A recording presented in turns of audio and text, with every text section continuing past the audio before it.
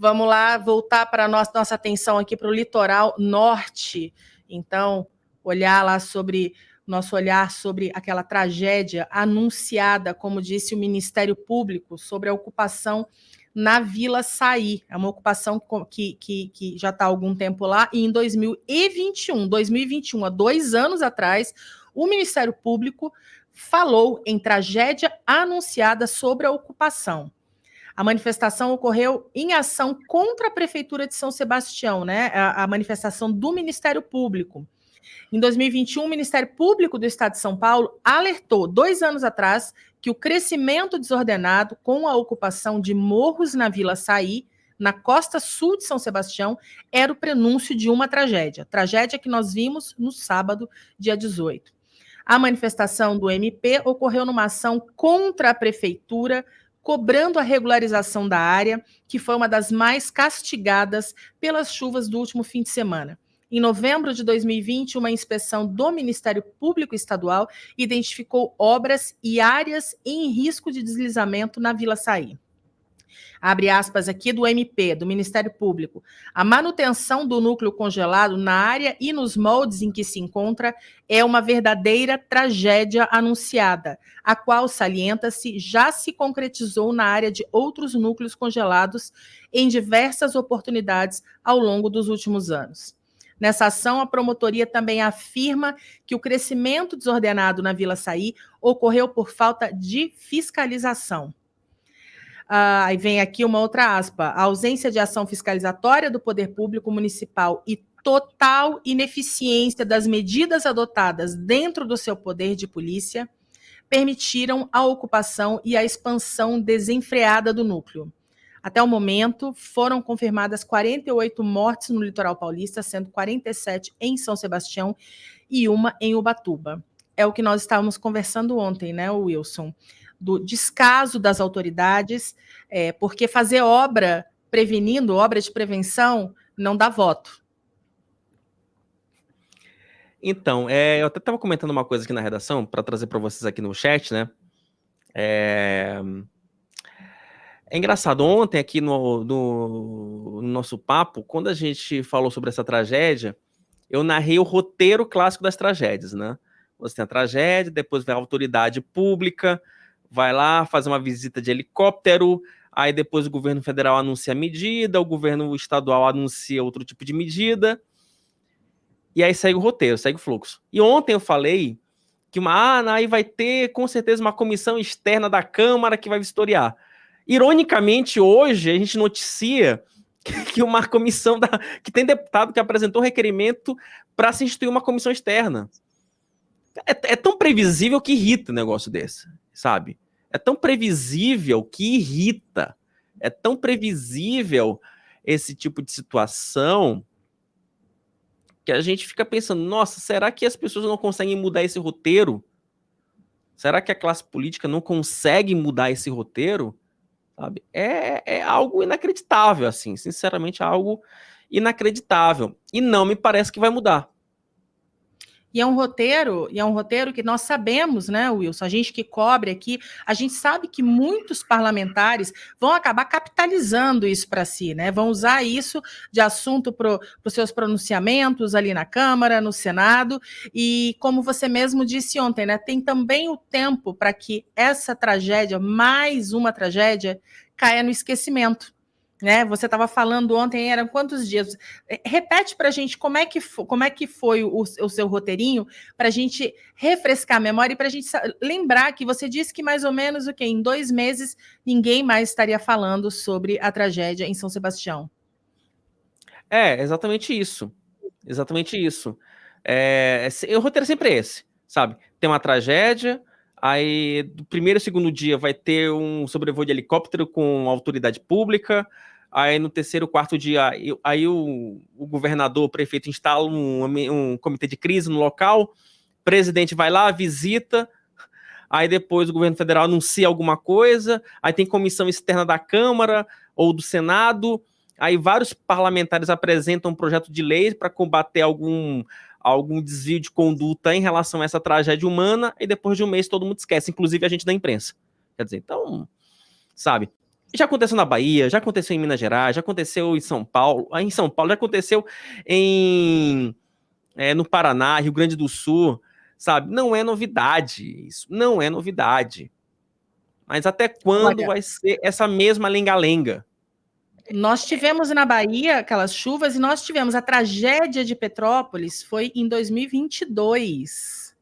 2022, não se fala mais, não se fala nem mais para poder relembrar tragédias. Eu acho que só os veículos que estão recuperando tragédias parecidas que estão recuperando essas informações, mas não se fala nem mais na tragédia de Petrópolis, que é uma tragédia muito parecida com o que aconteceu agora em São Sebastião. E nós vemos esse cenário, esse filme passando todo ano, nesse período do ano, a gente vê acontecendo esse tipo de coisa. Então, assim, é evitável? É completamente evitável.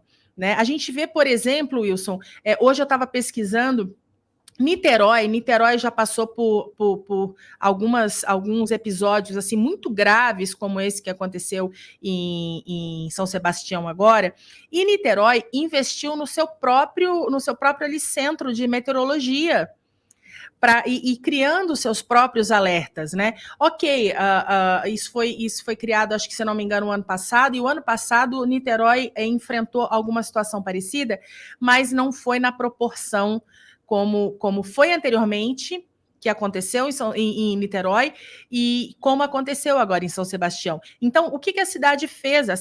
Eles investiram na própria tecnologia para poder monitorar o tempo. Né? Porque, como a gente disse ontem, meteorologia, gente, não serve só para saber se no final de semana que você vai viajar vai estar sol ou vai estar chovendo. Não. E outras pessoas precisam sim levar em consideração os alertas emitidos pelas defesas civis locais.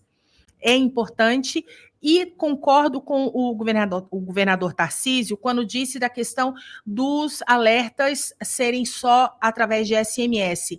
Tem que se criar nessas áreas mais críticas, tem que se criar outros mecanismos de alerta que sejam mais eficientes. A população tem que ser treinada.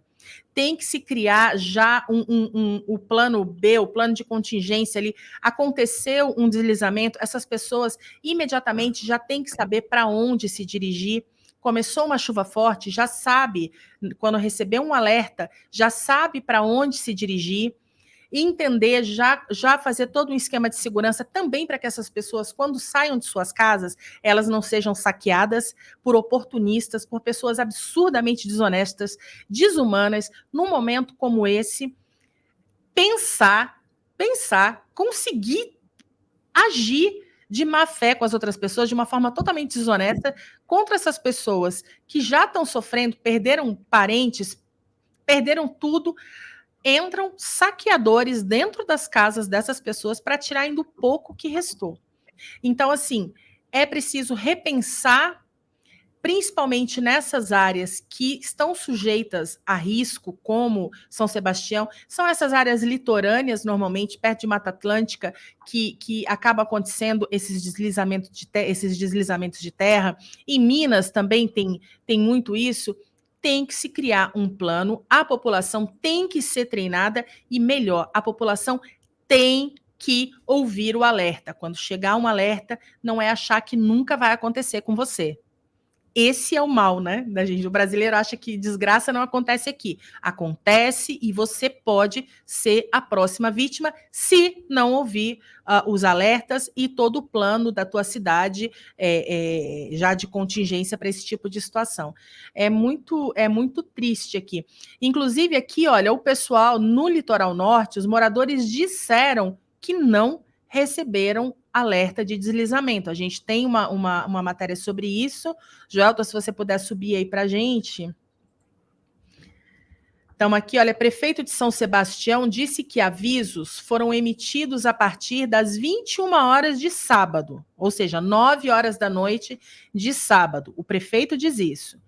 Mas o primeiro alerta da prefeitura, publicado no Twitter, foi às 7 horas de domingo, após o temporal, né? Moradores da Barra do Saí, que é um desses bairros de São Sebastião que foi o mais afetado pelos temporais, no litoral norte paulista, eles relataram que não receberam nenhum tipo de alerta para o risco de deslizamento por causa das fortes chuvas na região no último sábado.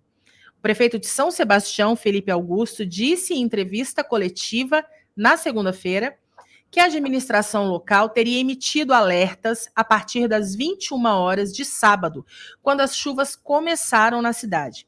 Entretanto, o primeiro alerta foi publicado na conta da prefeitura no Twitter às 7 horas de domingo, após o temporal. Alerta mesmo, são moradores falando agora, né? Alerta mesmo fomos nós, da comunidade. Corre que o morro está descendo, relatou o morador Wagner de Oliveira à Agência Brasil.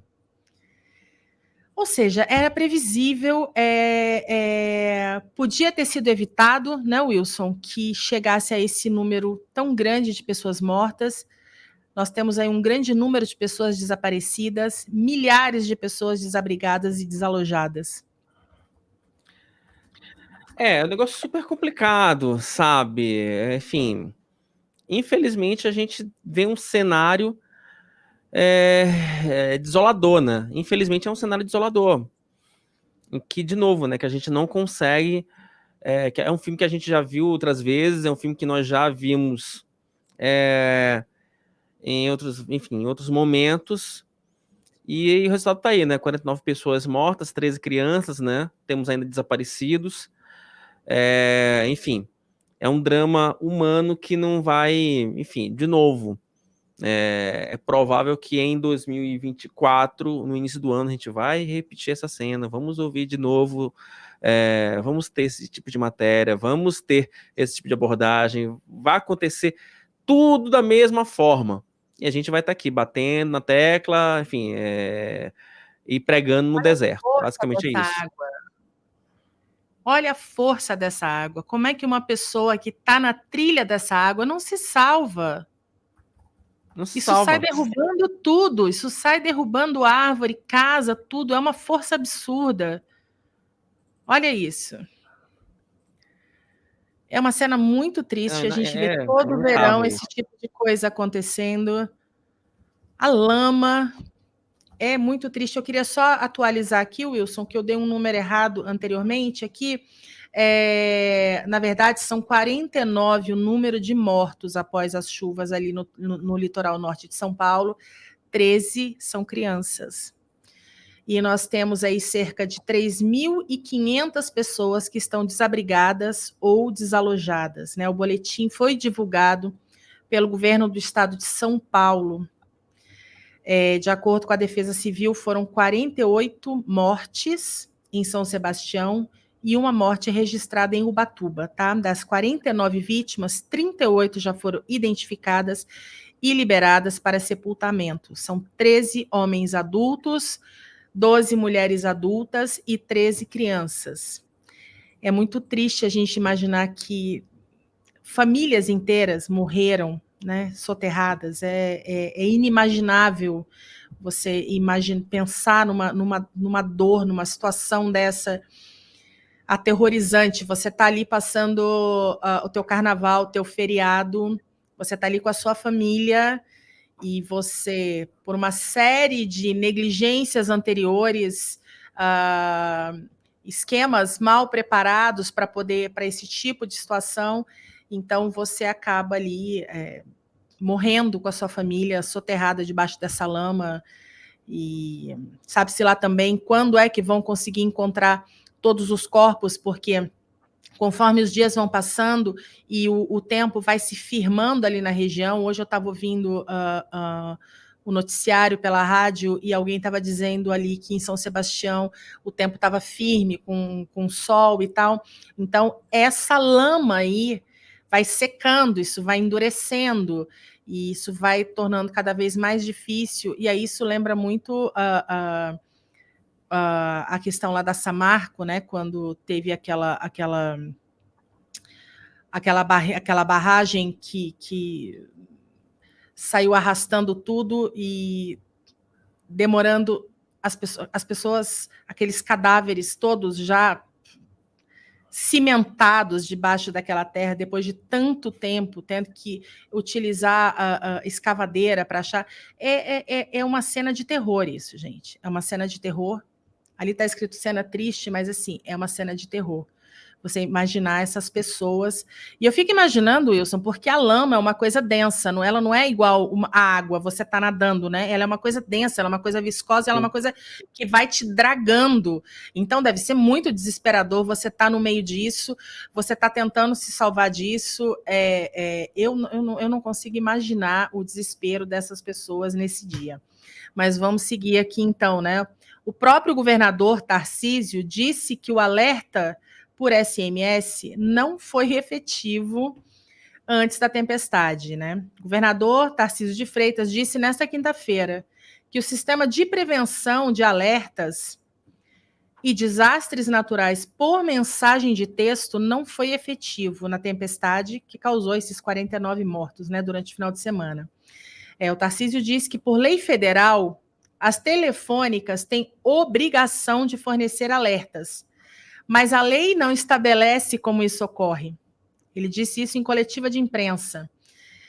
Foram disparados 2,6 milhões de alertas antes da chuva que tivemos, via SMS. E vimos que isso, eventualmente, não teve maior efetividade. Uma coisa me chama a atenção aqui, Wilson, nessa fala do governador, que, por lei, as telefônicas elas têm obrigação de fornecer esses alertas, mas a lei não diz como que isso tem que ocorrer. Como é que você controla, então, que a mensagem vai chegar ao receptor? Se não tem como você... Se isso não está estabelecido, como é que vai ser feito isso? Vai ser feito o quê? Por sinal de fumaça? A telefônica, enfim... Chama o indígena. Eu fico na dúvida, Wilson, me explica isso. Não... São essas coisas maravilhosas, né, que as pessoas inventam, né? Eu me lembrei agora, foi durante a crise Yanomami, sabe, Vanessa? O ministro das Comunicações mandar chip de celular para aldeia indígena. Sabe? Negócio... Sabe? Um negócio esdrúxulo. Enfim, eu não tenho outro adjetivo, a não ser chamada essa situação de uma situação esdrúxula. Eu tenho que ser mais conciso, porque, enfim, estamos aqui já indo para a reta final do programa, mas é isso. É muito curioso, porque parece assim, não, vamos deixar aqui só pro forma, que a gente aqui é obrigado a mandar, mas a gente não vai, a lei aqui não diz como a gente vai mandar, a gente manda do jeito que a gente quiser, a hora que a gente quiser. A impressão que me dá é isso, é uma coisa totalmente displicente, não tem uma norma de que maneira aquilo tem que acontecer, né? É complicado.